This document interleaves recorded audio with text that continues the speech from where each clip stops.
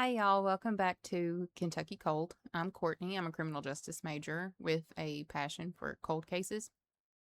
On Kentucky Cold, I like to talk about just cold cases across the state of Kentucky.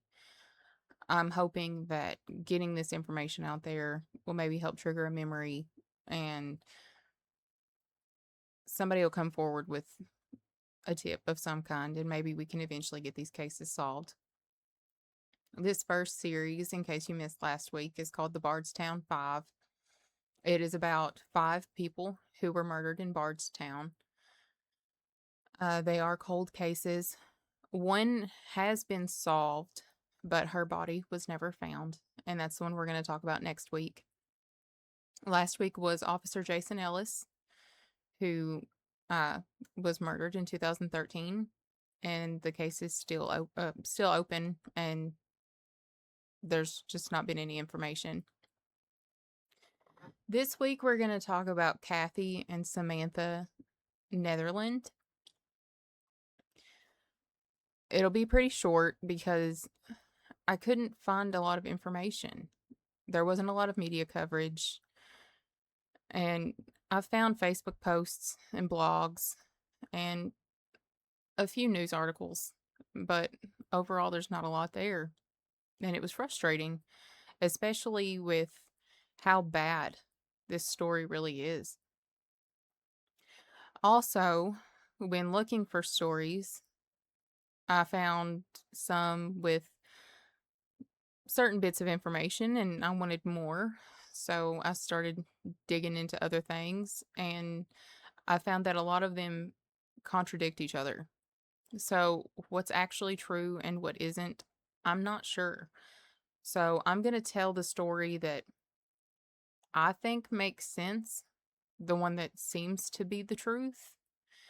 And then I'll also let you guys know what I found in other stories that may be true, may not be. I don't know. But this way, whatever the truth is, it's out there. So, Kathy Netherland was a 48-year-old teacher for special needs children.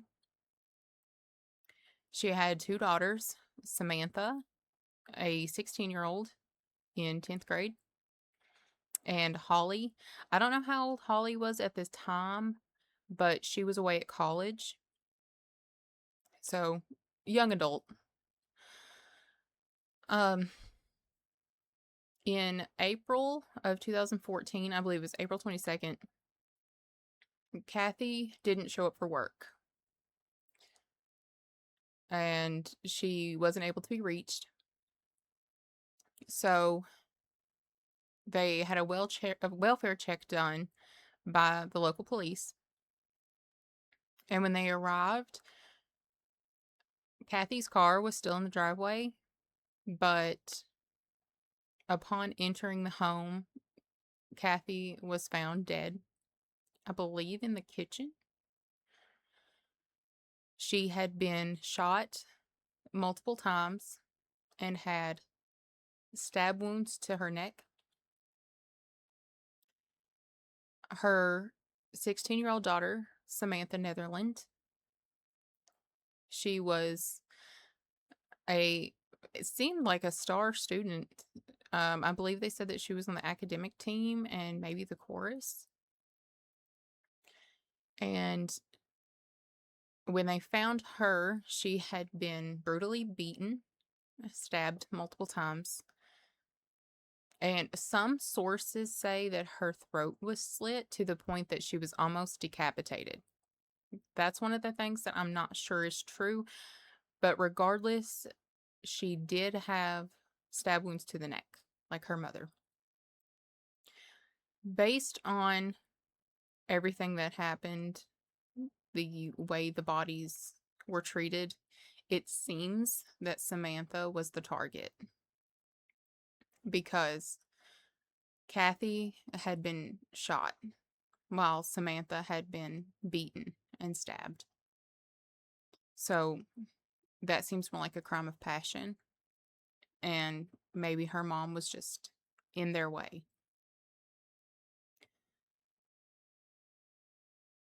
When police opened their investigation, they had put out to the public that they were looking for a newer model black Chevy Malibu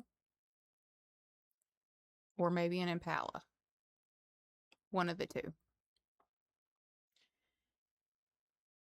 They said that they believed that this car may be connected to the murders and that if anybody had any information to come forward. And that led nowhere. What they had left out was that they knew that the car was definitely connected to the murders because there was more information that they weren't sharing with the public. And I understand that during an open investigation, there's certain things that you need to keep under your hat and hope that something comes of it. But this information that they kept concealed, nothing came of it. And it wasn't released until like 10 years later. Now, I get holding it for a while, but it just seems to me that after so long with no information, you'd want to put more out there. You'd want to get the public's help. See if anybody knows anything with this new information. Not wait 10 whole years before you put it out there. And what that information was a video of this black Chevy that had driven by the Netherlands home, seemed to loop around, and then pulled in behind the house of the Netherlands. A figure gets out of the car, walks around to the house, and appears to be let in by one of the Netherlands. Roughly 15 minutes later, the car leaves. So whoever was in this car that may be connected was in that house. They did this horrible crime. And that bit of information could have been helpful if it wasn't kept hidden for 10 years. But that's just me. Bits of information from the story that I had found different from other sources was that it wasn't the police that found Kathy and Samantha. It was actually a man named Norris, who is given two different roles in two different sources that I looked at. In one, he's Kathy's husband, and in another, he's Kathy's father. I don't know who Norris is, and I don't know if Norris is the one that found them or if it was the police that found them. Either way, these lives were taken brutally, and it appears that there's really no reason for it. There's a theory that it was a gang initiation. But why would a gang target a special needs teacher and a 10th grade girl preparing for prom? That doesn't make any sense. And if it's a gang initiation, why weren't there more cases that resembled this popping up in other areas? A reporter for a television show on Oxygen had interviewed an inmate who said that it was a gang initiation. He said that he believed that trinkets were taken from the home as souvenirs, that they had been tied to chairs, and just a lot of these crazy details that, if he's right, he knows a lot more than he's willing to let go of. But I didn't find anything about chairs or anything being taken from the house. I mean, I'm not saying it didn't happen. Anything's possible. It's just that information isn't really available. And that's one thing that bothers me so much. You would think that a 10th grader being brutally murdered and appearing to be the main target, this would have so much media attention. From what I found, there wasn't a lot of media because the family wasn't talking about it. Family doesn't have to talk about it for the information to stay out there. I mean, the media is always looking for what's going to sell. And I feel like a 10th grader being targeted and killed in that way, people want to hear what happened, why, who did this, what kind of sick monster could do this to a 16-year-old girl. But the coverage isn't there. Why? And I have my own theories if it wasn't a gang initiation. Let's say Samantha made someone mad. And that's why it was a crime of passion. Because that's what it seems like to me. I don't understand why in a gang initiation they would spend so much time on Samantha. Why not make it quick? Get it done, get out, and be done. I feel like it was personal. And if it was personal, maybe somebody out there does know more than what they're letting on. I remember being a 16-year-old, and when you do something that makes somebody mad, you know you made them mad. And odds are you're telling someone. You're letting your friends in on it. You're confiding in somebody about this. Did she open up to her friends about anything? And I mean, it even could have been like she made a girl mad, and this girl had an overprotective male family member, a brother, a cousin, or anything that girl confided in. And he decided, I'm not having this. I'm going to take care of this. I'm standing up for you.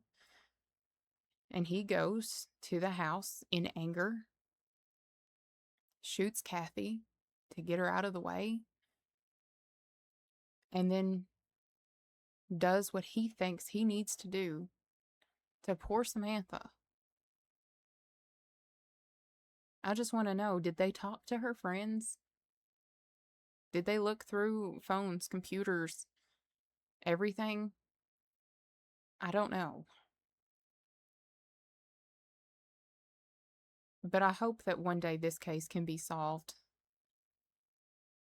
because Holly deserves to know why her mom and sister were taken from her. The whole family deserves to know. And whoever can stomach doing something so terrible to a 16-year-old girl really needs to be punished. However, the state sees fit.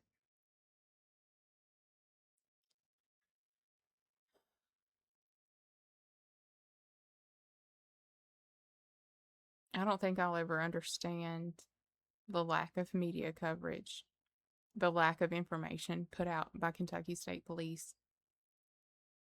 And I mean, I'm all for KSP.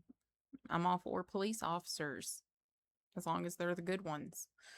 I mean, that's why I'm a criminal justice major. I want to be in that world. But I just feel like they could have done this investigation differently. They could have put more information out sooner. If anyone watching has any information regarding what happened to Kathy and Samantha Netherland on April 22nd, 2014, please contact KSP. Any little piece of information could be far more helpful than you'd ever imagine. To you, it might be meaningless. It may hold no weight. But that teeny tiny piece of information could be exactly what they're waiting for to close this case.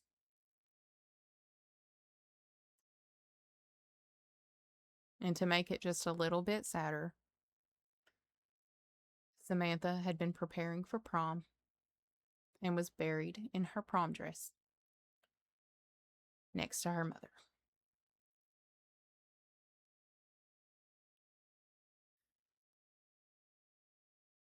Thank you guys for watching Kentucky Cold. I will be back next week. Next week's video will probably be a bit longer because it is a lot. And while that case is solved, it's critical that this story be included in this series because I feel it has a connection to Officer Ellis and the story coming after next week. I do not think that Kathy and Samantha are related to the other cases at all. I don't think it was a gang initiation. I do think it was personal, and I do think somebody out there knows something. But we may never know. Anyway, thank you guys again for watching Kentucky Cold, and I'll see you next week. Bye.